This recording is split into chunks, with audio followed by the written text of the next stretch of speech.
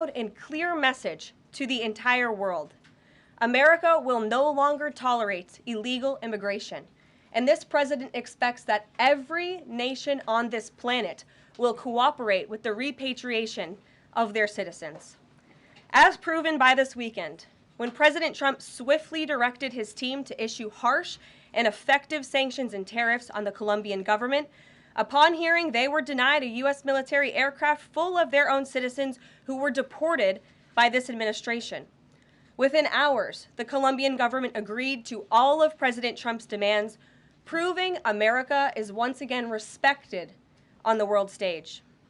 So, to foreign nationals who are thinking about trying to illegally enter the United States, think again. Under this president, you will be detained and you will be deported. Every day, Americans are safer because of the violent criminals that President Trump's administration is removing from our communities. On January 23rd, ICE New York arrested a Turkish national for entry without inspection who is a known or suspected terrorist.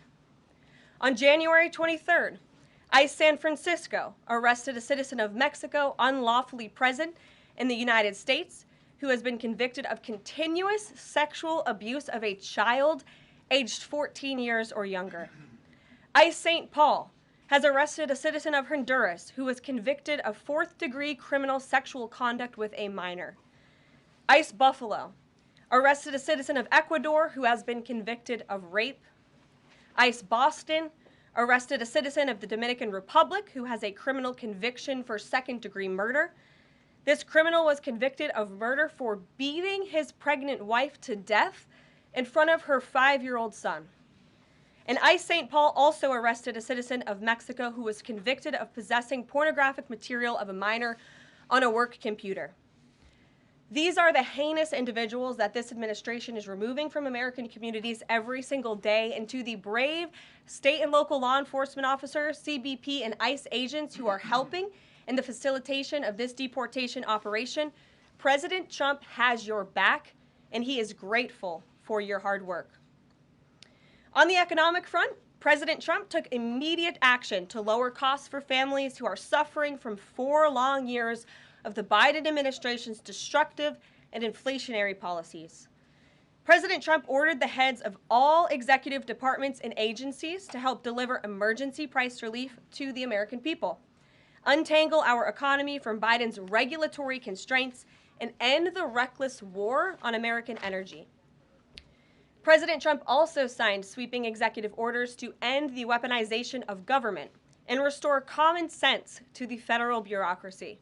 He directed all federal agencies to terminate illegal diversity, equity, and inclusion programs to help return America to a merit-based society.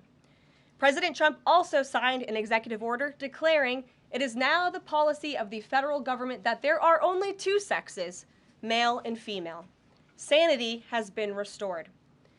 Before I take your questions, I would like to point out to all of you once again have access to the most transparent and accessible president in American history.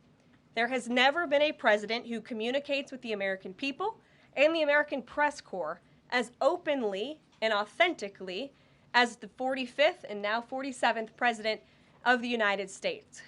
This past week, President Trump has held multiple news conferences, gaggled on Air Force One multiple times, and sat down for a 2-part interview on Fox News, which aired last week. As Politico summed it up best, Trump is everywhere again. And that's because President Trump has a great story to tell about the legendary American revival that is well underway. And in keeping with this revolutionary media approach that President Trump deployed during the campaign, the Trump White House will speak to all media outlets and personalities, not just the legacy media who are seated in this room. Because according to recent polling from Gallup, Americans' trust in mass media has fallen to a record low. Millions of Americans, especially young people, have turned from traditional television outlets and newspapers to consume their news from podcasts, blogs, social media, and other independent outlets. It's essential to our team that we share President Trump's message everywhere and adapt this White House to the new media landscape in 2025. To do this, I'm excited to announce the following changes will be made to this historic James S. Brady briefing room, where Mr. Brady's legacy will endure. This White House believes strongly in the First Amendment, so it's why our team will work diligently to restore the press passes of the 440 journalists whose passes were wrongly revoked by the previous administration. We're also opening up this briefing room to new media voices who produce news-related content and whose outlet is not already represented by one of the seats in this room. We welcome independent journalists, podcasters, social media influencers, and content creators to apply for credentials to cover this White House. And you can apply now on our new website, whitehouse.gov/newmedia. Starting today, this seat in the front of the room, which is usually occupied by the press secretary's staff, will be called the new media seat. My team will review the applications and give credentials to new media applicants who meet our criteria and pass United States Secret Service requirements to enter the White House complex. So in light of these announcements, our first questions for today's briefing will go to these new media members whose outlets, despite being some of the most viewed news websites in the country, have not been given seats in this room.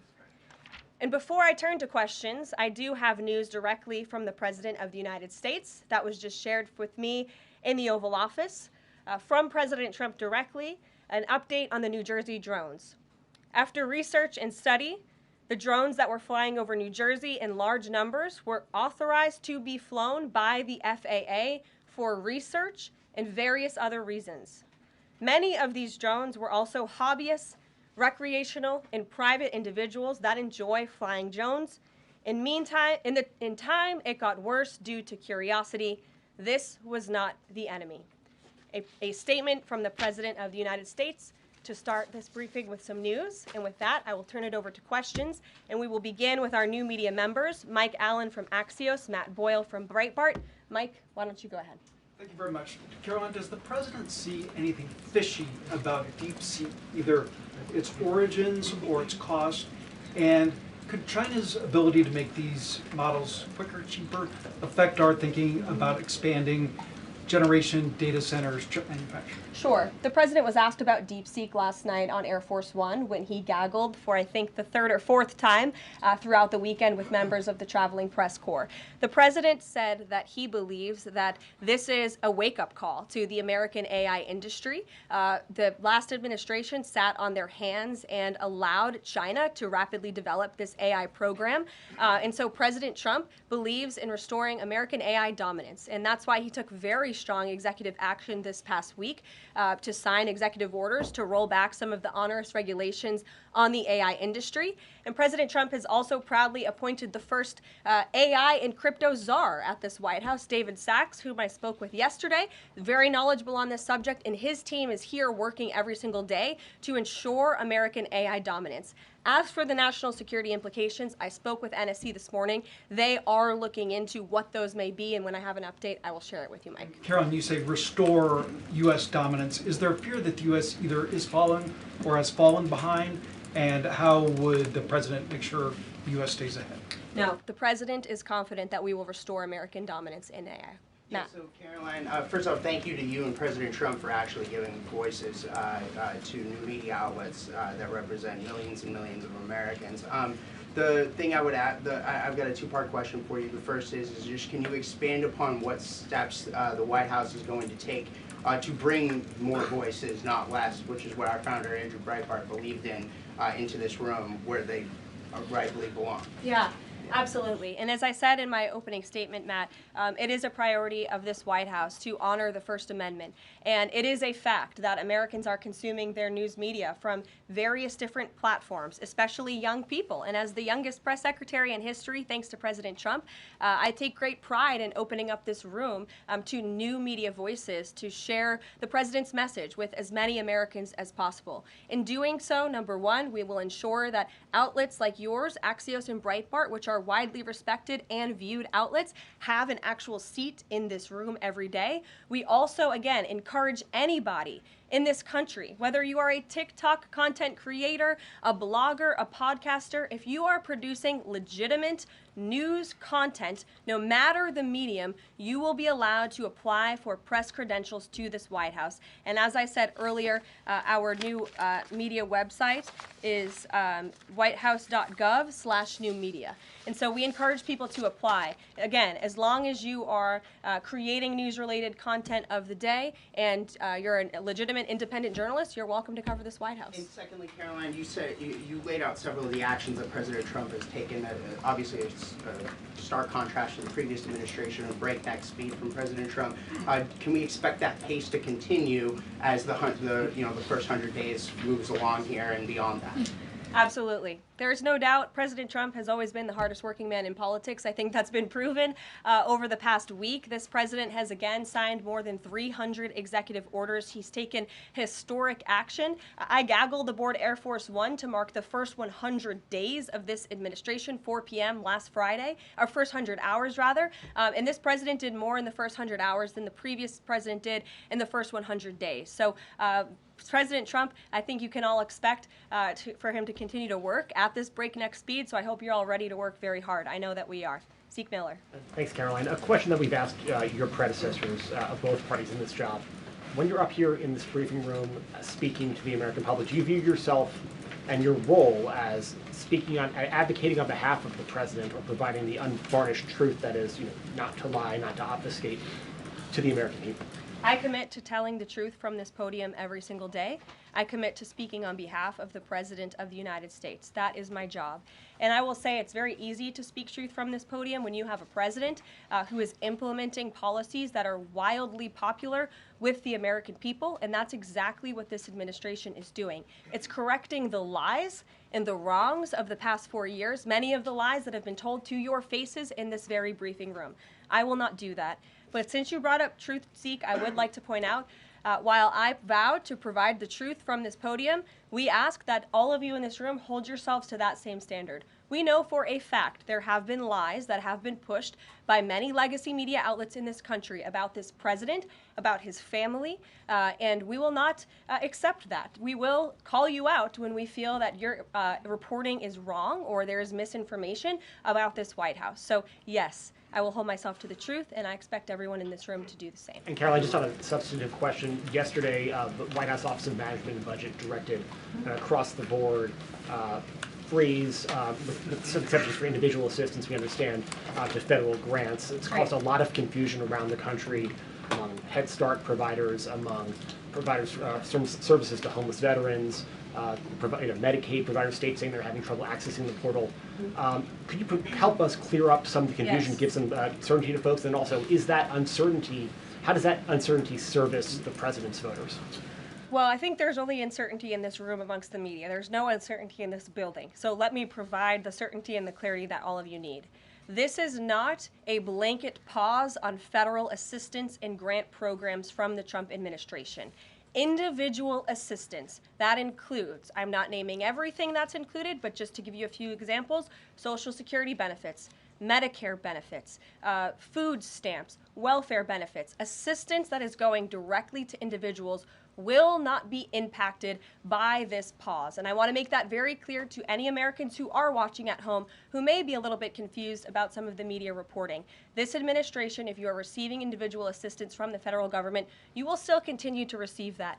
However, it is the responsibility of this president and this administration to be good stewards of taxpayer dollars. That is something that President Trump campaigned on. That's why he has launched DOGE, the Department of Government Efficiency, who is working alongside OMB. And that's why OMB sent out this memo last night, because the president signed an executive order directing OMB to do just this. And the reason for this is to ensure that every penny that is going out the door is not conflicting with the executive orders and actions that this president has taken. So what does this pause mean? It means no more funding for illegal DEI programs. It means no more funding for the Green New scam that has cost American taxpayers tens of billions of dollars. It means no more funding for transgenderism and wokeness across our federal bureaucracy and agencies. No more funding for Green New Deal social engineering policies. Again, people who are receiving individual assistance, you will continue to receive that. And President Trump is looking out for you by issuing this pause because he is being good steward of your taxpayer dollars. Thanks, Caroline. Sure. How long is this pause going to last, and how is the Trump administration recommending that organizations that rely on federal funding make payroll, pay their rent in the meantime? It is a temporary pause, and the Office of Management and Budget is reviewing the federal funding that has been going out the door. Again, not for individual assistance, but for all of these other programs that I mentioned. I also spoke with the incoming director of OMB this morning, and he told me to tell all of you that the line to his office is open for other federal government agencies across the board, and if they feel that programs are necessary and in line with the president's agenda, then the Office of Management and Budget will review those policies. I think this is a very responsible measure. Again, the past 4 years, we've seen the Biden administration spend money like drunken sailors. It's a big reason we've had an inflation crisis in this country, and it's incumbent upon this administration to make sure, again, that every penny is being accounted for honestly. Why impose this pause with so little notice? Why not give organizations more time to plan for the fact that they are about to lose, in some cases, really crucial federal funding, at least for a period of time? There was notice. It was the executive order that the president signed. There's also a freeze on hiring, as you know, a regulatory freeze, and there's also a freeze on foreign aid. And this is, again, incredibly important to ensure that this administration is taking into consideration how hard the American people are working. And their tax dollars actually matter to this administration. You know, just during this pause, DOJ and OMB have actually found that there was $37 million that was about to go out the door to the World Health Organization, which is an organization, as you all know, that President Trump, with the swipe of his pen in that executive order, is no longer wants the United States to be a part of. So that wouldn't be in line with the president's agenda. DOJ and OMB also found that there was about to be 50 million taxpayer dollars that went out the door to fund condoms in Gaza. That is a preposterous waste of taxpayer money. So that's what this pause is focused on, being good stewards of tax dollars. And so this doesn't affect Meals on Wheels or Head Start or disaster aid? Again, it does not affect individual assistance that's going to Americans. To follow up on Nancy, do you think there will be a list of who is affected and how much money is affected? How will these contractors and organizations know if they are actually having their funding frozen? And then secondly, if you're willing, can you just clarify, is the end goal of this to essentially challenge Congress or to prove that the president can withhold federal funding? In other words, is this an attempt to pick a fight to prove that he can do this? No, absolutely not. As it says right here in the memo, which I have, and I'd encourage all of you to read it, it says the American people elected President Trump to be the president of the United States and gave him a mandate to increase the impact of every federal dollar. This memo requires federal agencies to identify and review all federal financial assistance programs and supporting activities consistent with the president's policies and requirements. The American people gave President Trump an overwhelming mandate on November 5th, and he's just trying to ensure that the tax money going out the door in this very bankrupt city actually aligns with the will and the priorities of the American people. So will there be a Ryan line? Yes. Welcome. You look great. You're doing a great job. You talked about transparency, and some of us in this room know how just transparent President Trump has been the last 5 or 6 years. I think you'll do the same. My question is, do you think this latest incident with the president of Colombia is indicative of the global, powerful respect they have for President Trump moving forward, not only to engage in economic diplomacy with these countries, but also world peace? Absolutely. I'll echo the answer that the president gave on Air Force One last night when he was asked a very similar question by one of your colleagues in the media. This signifies peace through strength is back. And this president will not tolerate illegal immigration into America's interior. And he expects every nation on this planet, again, to cooperate with the repatriation of their citizens who illegally entered into our country and broke America's laws. Won't be tolerated. And as you saw, the Colombian government quickly folded and agreed to all of President Trump's demands. Flights are underway once again. Two questions on deportations, if I may. President Trump had said on the campaign trail that he would deport pro-Hamas students who are here on visas. And on his first day in office, he signed an executive order that said, quote, the U.S. must ensure that admitted aliens and aliens otherwise already present in the U.S. do not bear hostile attitudes towards its citizens, culture, government, institutions, or founding principles. So should we take this executive order as Trump saying he would be open to deporting those students who are here on visas but, hold pro-Hamas sympathies? The president is open to deporting individuals who have broken our nation's immigration laws. So if they are here illegally, then certainly he is open to deporting them. And that's what this administration is hard at work at doing. We receive data from DHS and from ICE every single day. From what we hear on the ground, ICE agents are feeling incredibly empowered right now because they actually have a leader in this building who is supporting them in doing their jobs that they were hired to do, which is to detain, arrest, and deport illegal criminals who have invaded our nation's borders over the past 4 years. That's what the president is committed to seeing. Peter. Very quickly, just following up on the question on immigration first. President Trump, during the course of the campaign in 2024, said the following about illegal immigration. He said, they're going back home where they belong, and we start with the criminals. There are many, many criminals. NBC News has learned that ICE arrested 1,179 undocumented immigrants on Sunday, but nearly half of them, 566 of the migrants, appear to have no prior criminal record besides entering the country illegally. Is the president still focused exclusively, which is a civil crime, it's not criminal? It's a federal crime.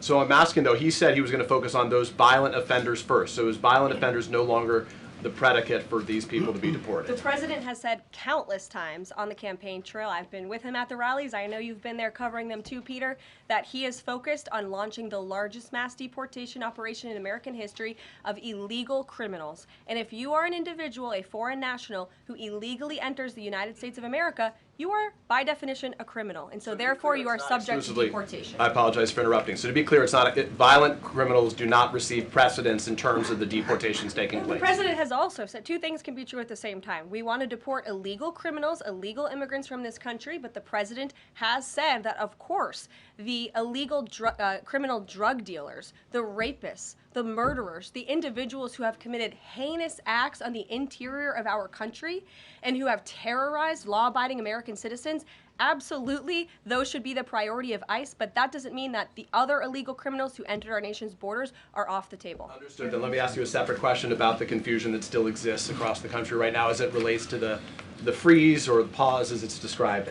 President Trump, of course, ran one of the key policy items was that he was going to lower prices, lower the cost of everything from groceries, as he often said. But in many of the cases, it would seem that some of these moves could raise prices for real Americans on everything from low-income heating, that program, child care programs. Will nothing that the president's doing here in terms of the freeze in these programs raise prices on ordinary Americans? What particular actions are you referring to that would? I'm referring to LHEAP right now. That's the low-income heating program, for example. We can talk about, there's no clarity, so I could refer to a lot of them. We don't know what they are specifically. Can you tell us that LHEAP is not one of those affected? So you're asking a hypothetical based on programs that you can't even identify. No, I just identified. What I can tell you just to be is clear, since you guys haven't identified, let's do it together just for Americans at home. Medicaid, is that affected? I gave you a list of examples: Social Security, Medicare, welfare benefits, food stamps that will not be impacted by this federal pause. I can get you the full list after this briefing from the Office of Management and Budget. But I do want to address the cost cutting because that's certainly very important and cutting the cost of living in this country. President Trump has taken historic action over the past week to do that. He actually signed a memorandum to deliver emergency price relief for American families, which took a number of actions. I can walk you through those. He also repealed many onerous Biden administration regulations. We know over the past 4 years, American households has been essentially taxed $55,000 in regulations from the previous administration. President Trump, with the swipe of his pen, rescinded those, which will ultimately put more money back in the pockets of the American people. So deregulation is a big deal. And then when it comes to energy, I mean, the president signed an executive order to declare a national energy emergency here at home, which is going to make America energy dominant. We know that energy is one of the #1 drivers of inflation. And so that's why the president wants to increase our energy supply to bring down costs for Americans. The Trump energy boom is incoming, and Americans can can expect that. Thank you. Karoline, I think some of the confusion I think may be here with this pause on federal funding. You've made it clear you're not stopping funds that go directly to individuals, but there certainly are lots of organizations that receive funding and then may pass along a benefit. Meals on Wheels, for one. They provide meals for over 2.2 million seniors. What is the president's message to Americans out there, many of whom supported him and voted for him, who are concerned that this is going to impact them directly, even if, as you said, the funding isn't coming directly to their wallet? I have now been asked and answered this question 4 times. To individuals at home who receive direct assistance from the federal government, you will not be impacted by this federal freeze. In fact, OMB just sent out a memo to Capitol Hill with Q&A to clarify some of the questions and the answers that all of you are asking me right now. Again, direct assistance will not be impacted. I've been asked and answered about this OMB memo. There's many other topics of the day. Jackie Heinrich. Direct assistance, Karoline, if it's going to another organization and then trickling down.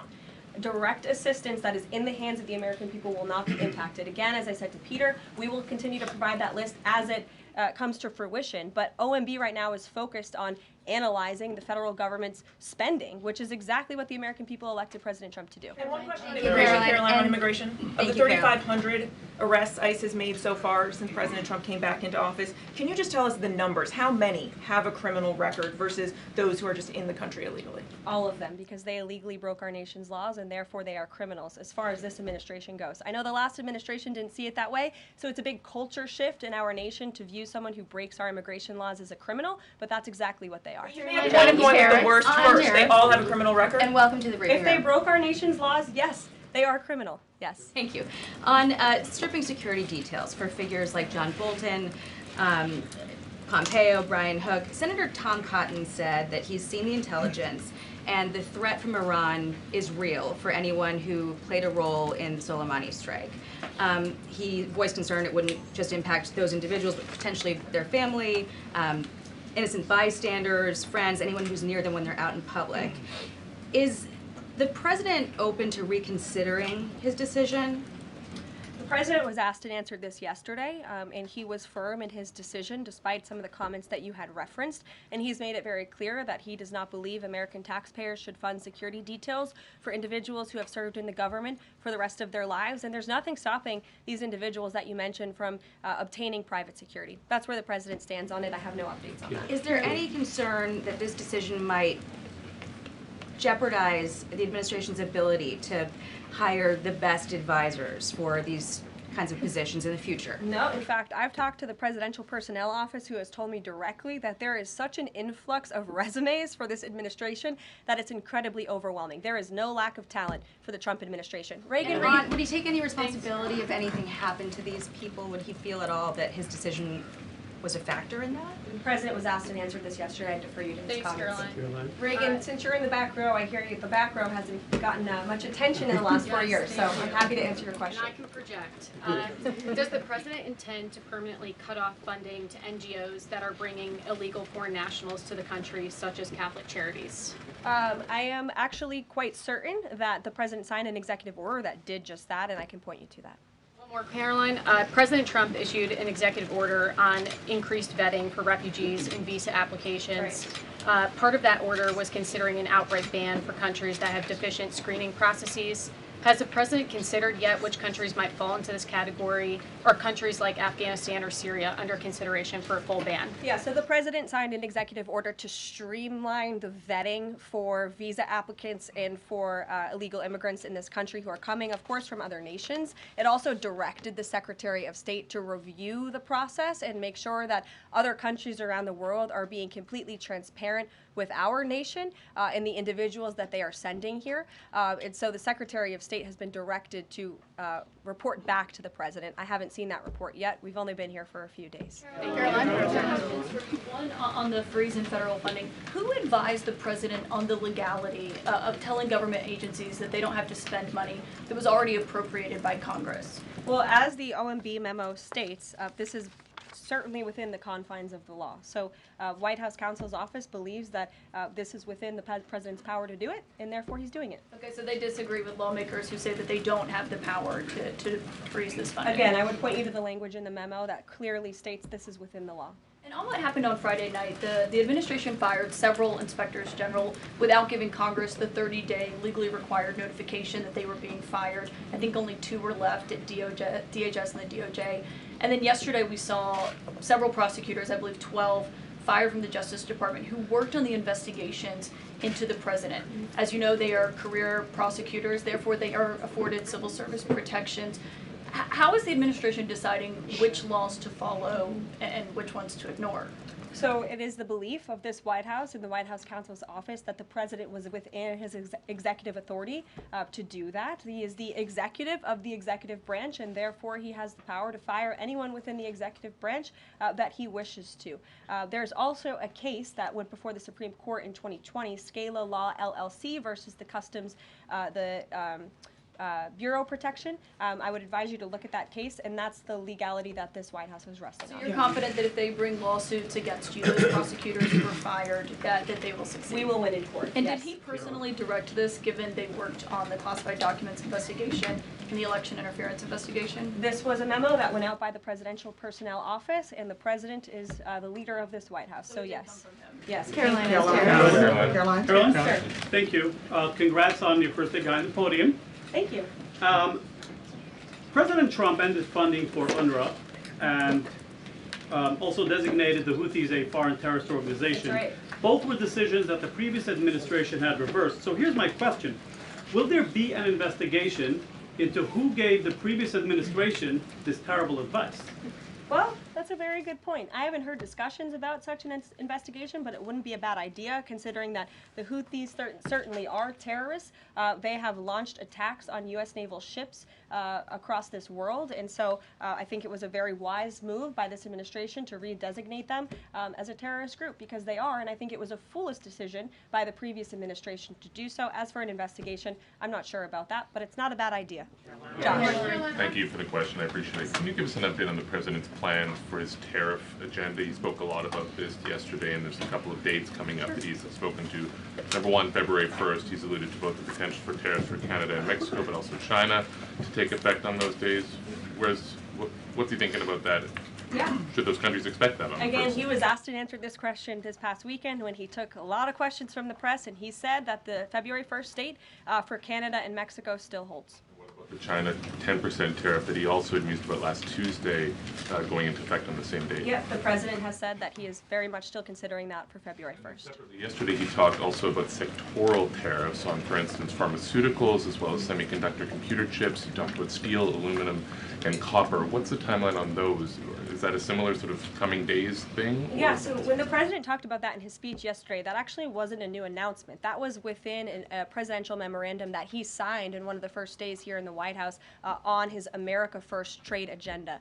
So there's more details on those tariffs in there. As far as a date, I don't have a specific date to read out to you, but the president is committed to implementing tariffs effectively, just like he did in his first term. Finally, he also was asked on the plane when he gaggled about the potential for a universal tariff. He was asked maybe about 2.5%. There was a report about that. He said he wanted much bigger than that. Should we understand that these tariffs would add up?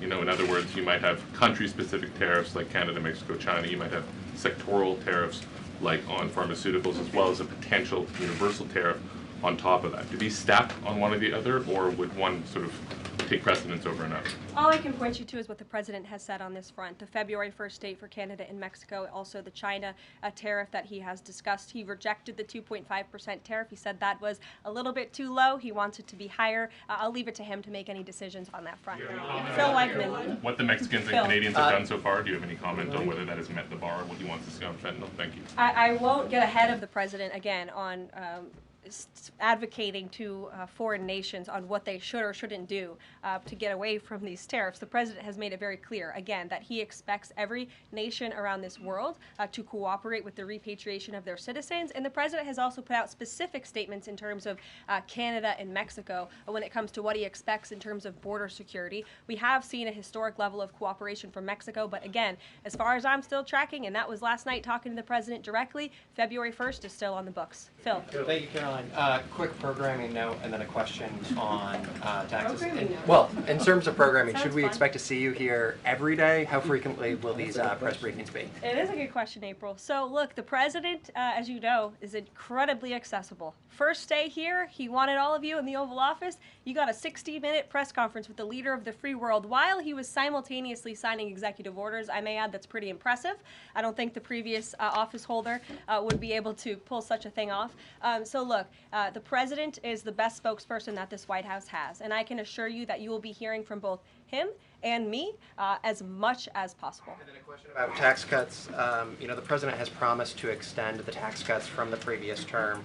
I'm curious, you know, does the president support corresponding spending cuts as some Republicans have called for in Congress? And will the new Treasury Secretary be leading those negotiations with the Hill as Mnuchin did during the first administration? The president is committed to both tax cuts and spending cuts. And he has a great team negotiating on his behalf, but there's no better negotiator than Donald Trump, and I'm sure he'll be involved in this reconciliation process as it moves forward.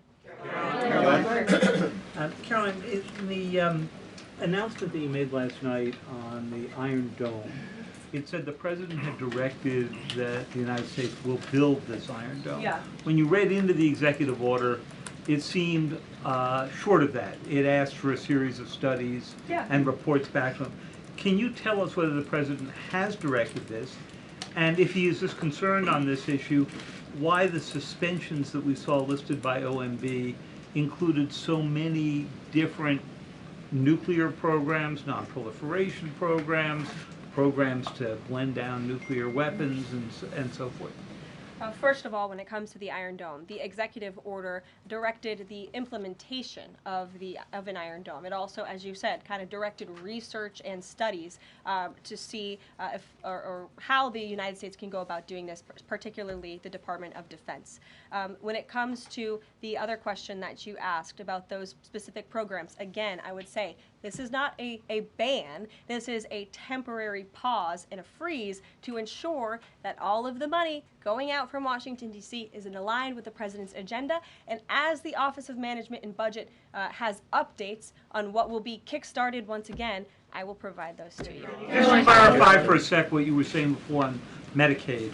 It wasn't clear to me whether you were saying that no Medicaid would be cut off. Obviously, a lot of this goes to states before it goes to individuals and so forth. So are you guaranteeing here that no individual now on Medicaid would see a cutoff because of the pause?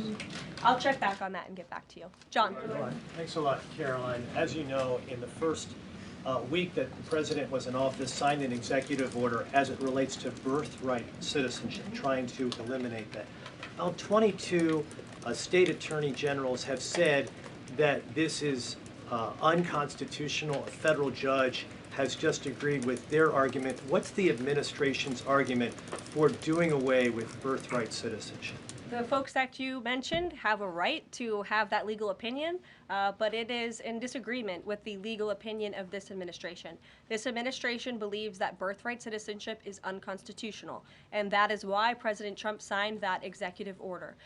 Illegal immigrants who come to this country and have a child are not subject to the laws of this jurisdiction. That's the opinion of this administration. We have already appealed the lawsuit that was filed against this administration, and we are prepared to fight this all the way to the Supreme Court if we have to, because President Trump believes that this is a necessary step to secure our nation's borders and protect our homeland. On foreign policy, Caroline, on foreign policy, if I may, the president's commitment to the NATO Defense Alliance, is it as strong as the prior administration? Is it the same as when he served as president in his first term in office? As long as NATO pays their fair share, and President Trump has called on NATO allies to increase their defense spending to 5%.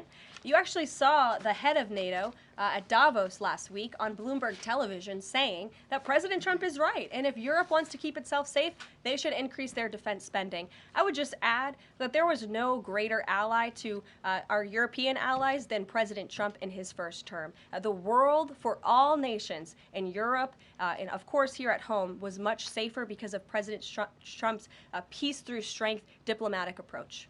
Monica. Thank you, Caroline, and it's great to finally be called on as well in the briefing room. I appreciate that. You're welcome. Of course, we know President Trump just got back from North Carolina and California meeting with victims of natural disasters. There's the 2-year anniversary of the East Palestine, Ohio toxic train derailment. Does the president have any plans to go visit the victims of that toxic spill, or just visit in general? No plans that I can read out for you here. If that changes, I will certainly keep you posted. What I can tell you is that President Trump still talks about his visit to East Palestine, Ohio. That was one of the turning points, I would say, in the previous election campaign, where Americans were reminded that President Trump is a man of the people, and he, as a candidate, visited that town that was just derailed by the train derailment, no pun intended, and he offered support and hope. Just like I saw the president do this past week, it was a purposeful decision by this president on his first domestic trip to go to North Carolina and to California to visit with Americans who were impacted by Hurricane Helene and also by the deadly fires. A red state and a blue state, both of which feel forgotten by the previous administration and the federal government. That is now ended under President Trump. He will continue to put Americans first, whether they're in East Palestine, in Pacific Palisades, or in North Carolina. Thank you, Caroline. On California, could you please clarify what the military did with the water last night as referenced in the president's Truth Social post? The water has been turned back on in California, and this comes just days after President Trump visited Pacific Palisades, and as you all saw, applied tremendous pressure on state and local officials in Pacific Palisades, including Los Angeles Mayor Karen Bass, to turn on the water and to direct that water to places in the south and in the middle of the state that have been incredibly dry, which has led to the expansion, the rapid expansion of these fires. So could you clarify what the military's role was, where the water came from, and how it got there? Again, the Army Corps of Engineers has been on the ground in California to respond to the devastation from these wildfires, and I would point out that just days after President Trump visited the devastation from these fires, the water was turned on. That is because of the pressure campaign he put on state and local officials there who clearly lack all common sense. And I will never forget being at that roundtable with the president last week and hearing the frustration in the voices of Pacific Palisades residents who feel as though their government has just gone insane. Before President Trump showed up on the scene, Karen Bass was telling private property owners that they would have to wait 18 months to access their private property. So this administration, the president and his team that's on the ground in California, Rick Grinnell, who he has designated to oversee this great crisis, it will continue to put pressure on Karen Bass and state and local officials to allow residents to access their properties. This is a huge part of it. These residents want to take part in their own clearing out of their properties. They should be able to do that. It's the United States of America. What happened to our freedom? Clearly it's gone in California, but not anymore under President Trump. April. Caroline, welcome to the briefing room. Thank you. Several questions. One on the pause. Will minority-serving institutions, preferably colleges and universities, have those monies held back temporarily at this moment? Again, I have not seen the entire list because this memo was just sent out. So I will provide you all with updates as we receive them, okay? Also, secondly, when it comes to immigration, there is this southern border focus. What happens to those who've overstayed their visas? That is part of the broken immigration system. In 2023, there was a report by the Biden administration, the Homeland Security Department, that said overstays of visas were 3 times more than usual. Will there be a focus on the overstays for visas as well? If an individual is overstaying their visa, they are therefore an illegal immigrant residing in this country, and they are subject to deportation. And also, lastly, as we're dealing with anti-DEI, anti-woke efforts, we understand this administration is thinking about celebrating Black History Month. Have you got any word on that? Anything that you can offer to us? As far as I know, this White House certainly still intends to celebrate, and we will continue to celebrate American history and the contributions that all Americans, regardless of race, religion, or creed, have made to our great country, and America is back. Christian Daycock. Thanks, Caroline. Just real quick, you mentioned the inflation executive order the president signed, but egg prices have skyrocketed since President Trump took office, so what specifically is he doing to lower those costs for Americans? Really glad you brought this up, because there is a lot of reporting out there that is putting the onus on this White House for the increased cost of eggs. I would like to point out to each and every one of you that in 2024, when Joe Biden was in the Oval Office, or up